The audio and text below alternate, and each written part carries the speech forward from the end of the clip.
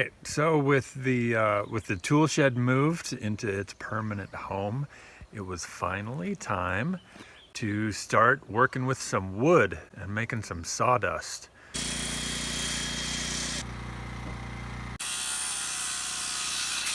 I had been waiting a long time to start timber framing, and it was finally time.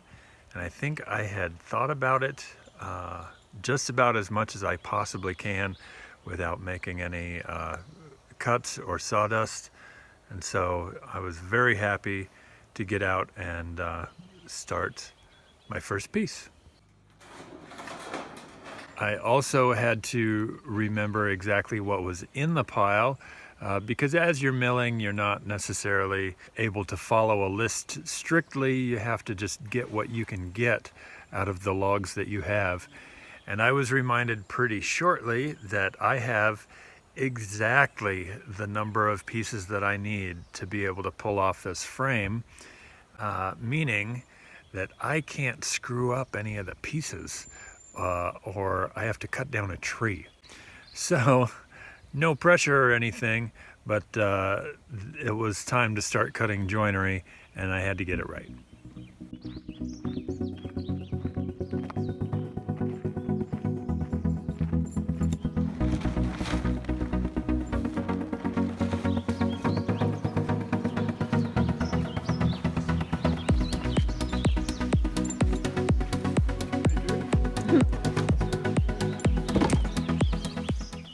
Every single project we do here has an element of questioning, like, was this the right thing to do? Should we be engaging in such a project?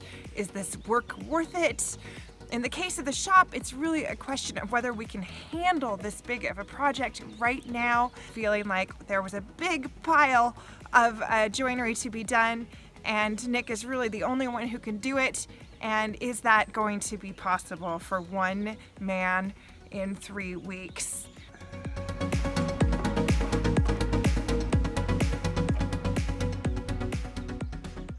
The pieces that I'm trying to make out of this pile are 6 triangular trusses and 8 pieces that are called plates. The plates are just the pieces that run from post to post along the length of the building, and then the truss comes and lands on top of the plate right above each post. Okay, so this one is one of the 16-foot long plates. That end starts at the corner of the building, kind of pick a corner, it doesn't matter, and goes 2 bays in.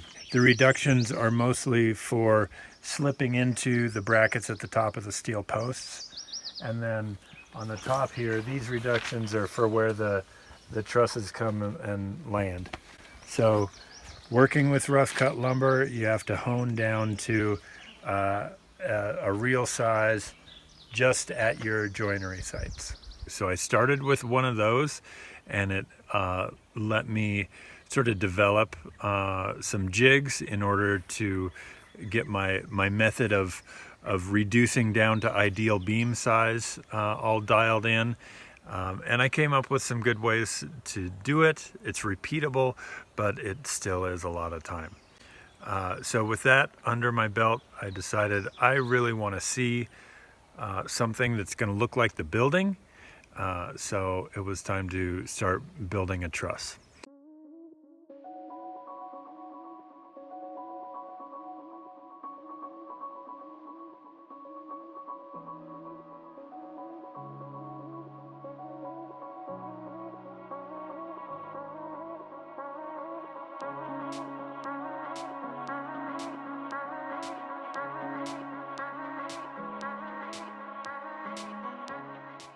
So I cut both rafters. I went through and I cut a tie beam, which is the bottom chord of that truss. And then I was able to enlist the help of my family, of Esther and Milo, and we figured out putting it together for the first time.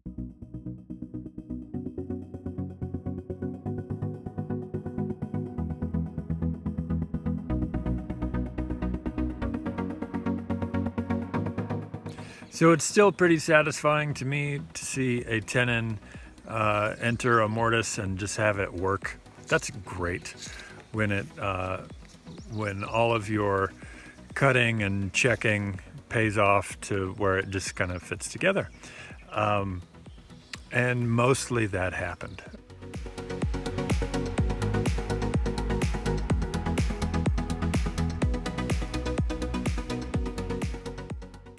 So there were a couple little discoveries along the way, little reductions that I should have accounted for beforehand. There was the adjustment of the angle at the bottom of one rafter that I didn't cut exactly right. So that usually happens the first time through. Little discoveries that you didn't quite think of. It's hard to think of absolutely every little twist and turn, but we got through those pretty easily, little minor adjustments, and then we went on to figuring out all the hardware.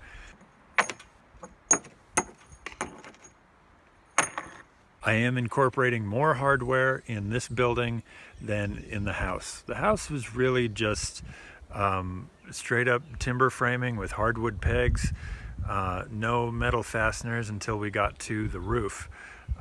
In this case, I'm putting some steel in it. It really goes a long way to make things more rigid, and I just like the look of it as well. How big a hole did I say? Okay, so let's say 4 inches from long point. Okay? So let's go connect the dots, make some measurements.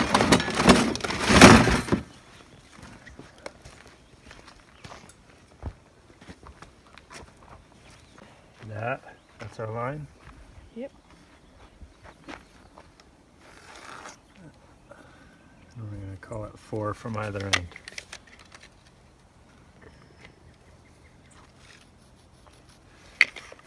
We'll go ahead and mark it all out. Where else were we putting holes, Milo? There and there. Yeah. And in the bottom of the tool shed. Right. Okay, so off of a point that we can see, we can't see what the tenon is doing exactly.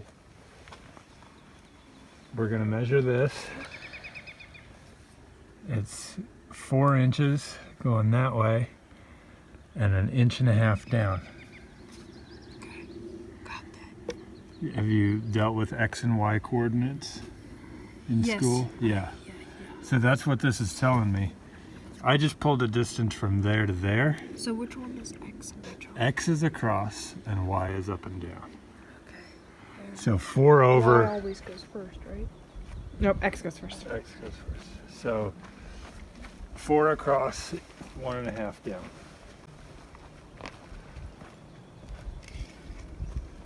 So that's from here. 4. 1.5 down. That's that.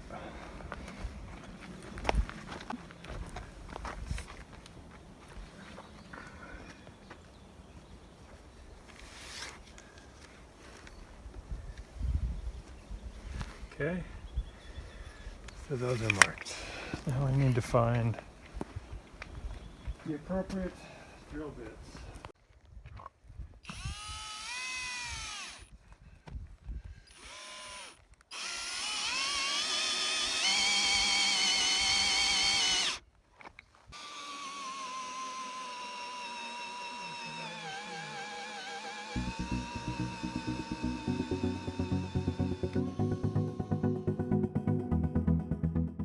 Assembling the trusses will be group work and family work. We decided to use just Milo the first time, and then with the second truss, we'll bring in the girls. I'll bet that by the end, we'll be able to, as a family, put together one of these trusses pretty quickly.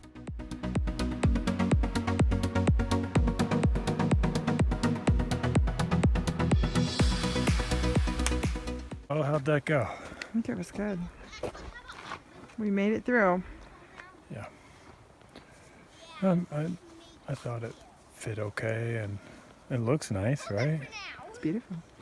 A lot of moments in our life, we question whether or not we're crazy.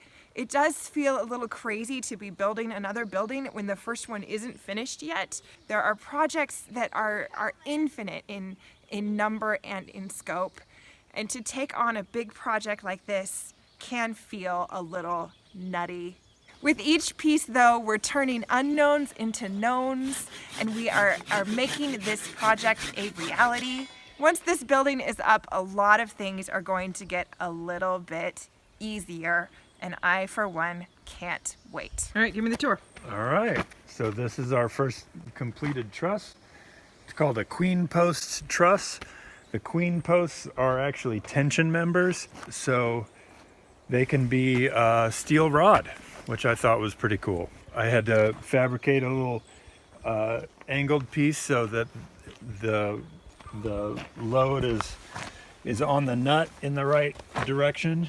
And I also just decided to make that in order to distribute the load of that so that it doesn't stress out the hole that's drilled through that rafter. I used bolts at the top here on the half lap that brings those two rafters together. And I did that just for simplicity. Doing a half lap in that way lets me cut 12 of exactly the same piece, and then when it flips over, it goes and makes the other half of the half lap. So every rafter is cut exactly the same, and since it's just a half lap, I don't want to put a pin in it. I want to put a bolt that'll actually squeeze those two things together. These are where the roof purlins are going to drop into, all of these pockets here. This is where it's going to meet the plate, so it's reduced down to the right thickness there, so it slides in, and the plate comes and rests right in there, and the whole thing's loaded there. This steel bracket is for an outside knee brace. So since these are steel posts that come off of here, after the thing is put up, I'm going to put a tube steel brace from here down to that post, and that helps to prevent racking in that direction. So that's there and ready for me and dealt with when it's on the ground instead of trying to install that in the air. So that's it. We decided not to clean up all the pencil marks and everything. I really don't mind them, especially going into a workshop.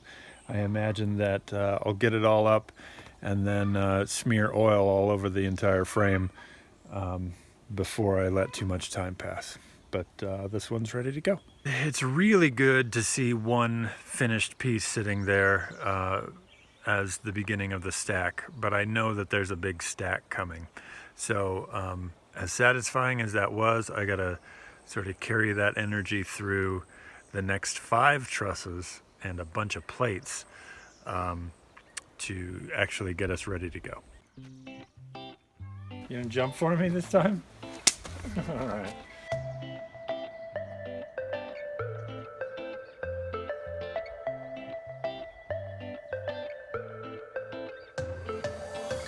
Just look straight ahead, Sadie. Straight ahead, straight ahead, straight ahead, straight ahead, straight ahead. That's the best you've ever done, Sadie. Good job. So come on back, we'll get the process ironed out and you'll be able to see that stack of trusses grow just as fast as it does. I'm Nick, thanks for watching. I like how the pieces go together. The pieces fit together like a really complicated set of Lincoln logs.